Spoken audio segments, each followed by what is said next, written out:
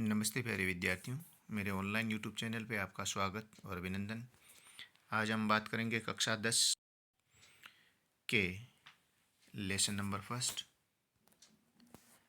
रासायनिक अभिक्रिया एवं समीकरण। कार्यपत्रक पहला दिया हुआ है। पहला क्वेश्चन है, रासायनिक अभिक्रिया 2Mg + O2 बराबर 2MgO में अभिक्रिया का उत्पाद और अभिकारक कौन कौन से हैं। अभिकारक वो होते हैं जो किसी भी अभिक्रिया को संपन्न करवाने के लिए काम में लिए जाते हैं, जिनको लेफ्ट साइड में लिखा जाता है। उत्पाद वो होते हैं जो अभिक्रिया के उपरांत बनते हैं, उनको राइट साइड में लिखा जाता है। तो इसमें अभिकारक है वो Mg और O2 है, जबकि उत्पाद है वो MgO है। नेक्स्ट क्वेश्चन है, कैल्शियम कार्बोनेट का सूत्र। तो कैल्शियम कार्बोनेट का सूत्र है CaCO3। नेक्स्ट क्वेश्चन है, द्रव्यमान संरक्षण का नियम क्या है। द्रव्यमान संरक्षण यानी किसी भी पदार्थ का द्रव्यमान संरक्षित हो, वो नियम क्या है। वो है, द्रव्यमान संरक्षण के नियमानुसार किसी रासायनिक अभिक्रिया में द्रव्यमान का न तो सर्जन किया जा सकता है और न ही विनाश। यानी कोई भी रासायनिक अभिक्रिया होती है, उस रासायनिक अभिक्रिया में द्रव्यमान का सर्जन यानी न तो द्रव्यमान बढ़ता है और न ही द्रव्यमान है वो घटता है। जितना द्रव्यमान अभिकारकों का होता है उतना ही द्रव्यमान है वो उत्पाद का होता है। ये द्रव्यमान संरक्षण का नियम कहलाता है। नेक्स्ट है, रासायनिक समीकरण को संतुलित करने वाली एक विधि का नाम दीजिए। तो समीकरण को संतुलित करने वाली जो विधि है वह हीट एंड ट्रायल विधि। कौन सी विधि है? हीट एंड ट्रायल विधि के माध्यम से हम समीकरण को संतुलित करते हैं। क्वेश्चन नंबर 5 है, बुझे हुए चूने का रासायनिक नाम व सूत्र लिखिए। बुझा हुआ चूना है वो CaOH का वोल्ट वाइस यानी कैल्शियम हाइड्रोक्साइड है, वो बुझा हुआ चूना कहलाता है। जबकि बिना बुझा हुआ चूना है वो कैल्शियम ऑक्साइड कहलाता है। बुझा हुआ चूना और बिना बुझा हुआ चूना दोनों के रासायनिक सूत्र हैं वो काफ़ी इम्पोर्टेंट हैं और बहुत बार ये एग्ज़ाम में पूछे भी जाते हैं कि बिना बुझा हुआ चूना और बुझा हुआ चूना का रासायनिक सूत्र क्या होता है। क्वेश्चन नंबर 6 है,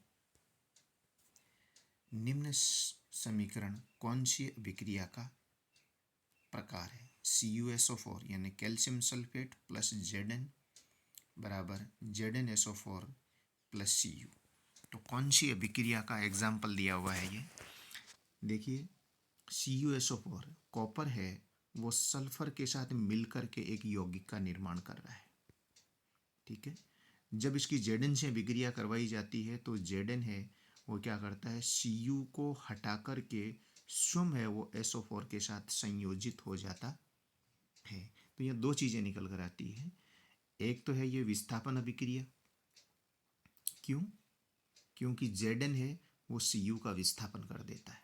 दूसरा है क्यों कर देता है, क्योंकि Zn है वो Cu से अधिक क्रियाशील तत्व है या सक्रिय तत्व है या सक्रिय श्रेणी में उच्च है, ऊपर आता है।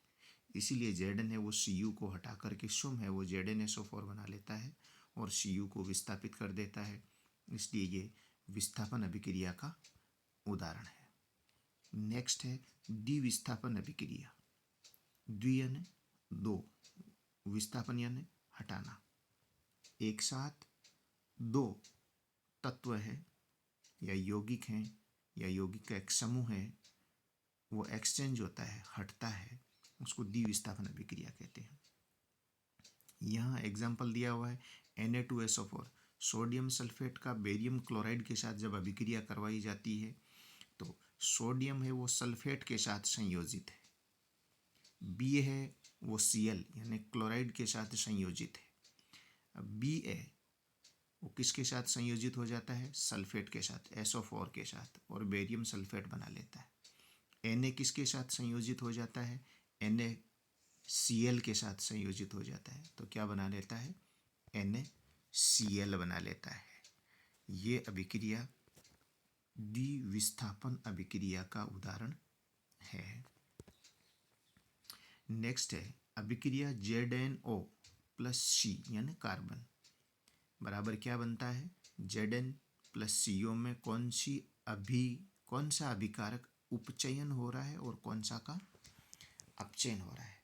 यानी इनमें से ZnO और C की जब अभिक्रिया करवाई जाती है तो किसका तो ऑक्सीडेशन हो रहा है और किसका रिडक्शन हो रहा है?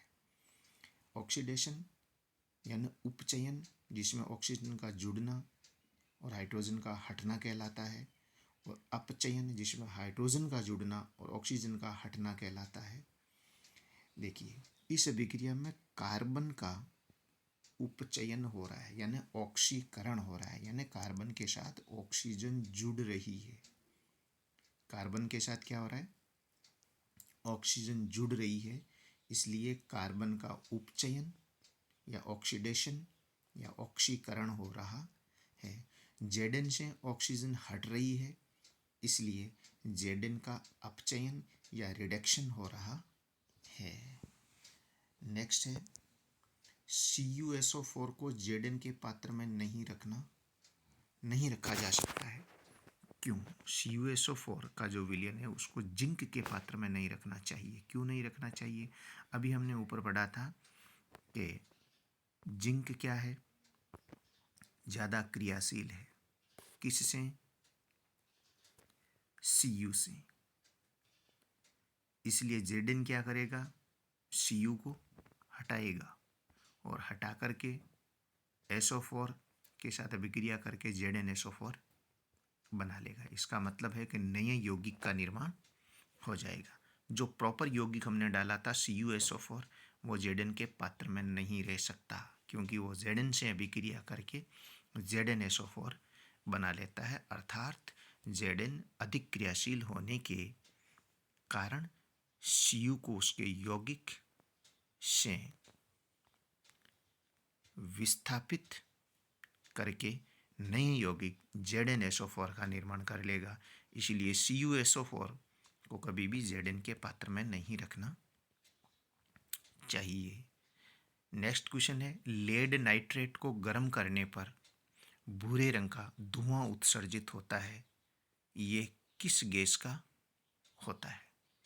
लेड नाइट्रेट, लेड यानी PbNO3 को जब गर्म किया जाता है तो क्या बनता है? PbO lead oxide plus NO2 gas बनती है नाइट्रेट, और O2 ऑक्सीजन। वैसे IUPAC नोमेनक्लेचर के अनुसार इनका नाम है वो नाइट्रोजन डाइऑक्साइड कहलाता है, और ये नाइट्रोजन डाइऑक्साइड की वजह से ही भूरे रंग का धुआं निकलता है। अर्थात भूरे रंग का धुआं किसका होता है? वो नाइट्रोजन डाइऑक्साइड या NO2 का होता है, जिसके 4 अणु बनते हैं। ये था कार्यपत्रक 1 जिसको हमने कंप्लीट किया। Thank you. यदि आपको ये अच्छा लगे तो इस चैनल को सब्सक्राइब जरूर करें और किसी एक व्यक्ति के पास इसको शेयर भी अवश्य करें। Thank you.